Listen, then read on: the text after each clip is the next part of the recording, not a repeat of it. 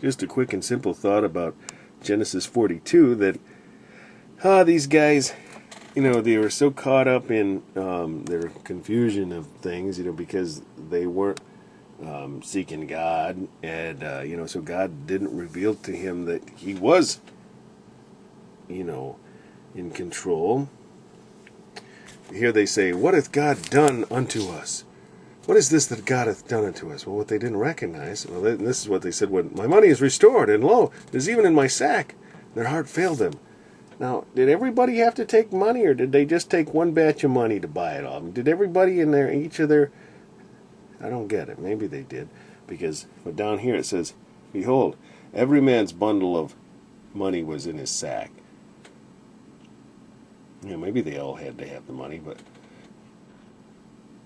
you'd think somebody would say, "Oh, I remember giving it to him. I paid him." But yet they were afraid. They didn't know.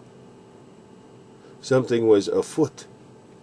But then what comes up here in the next chapter that's kind of interesting. Here they left Simeon, and then Reuben stands up and says, "Hey, look, I'll give up my 2 sons if I don't get them back."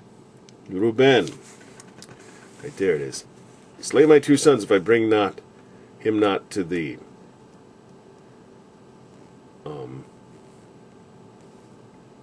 So he's saying, "Give me Benjamin, and I will bring him back to thee again." So Reuben stands in the place, is like a picture of Christ standing in our place for our troubles.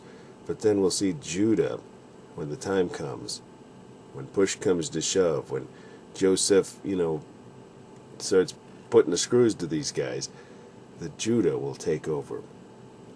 But anyways, what I was going to say is it comes up in Genesis chapter 43.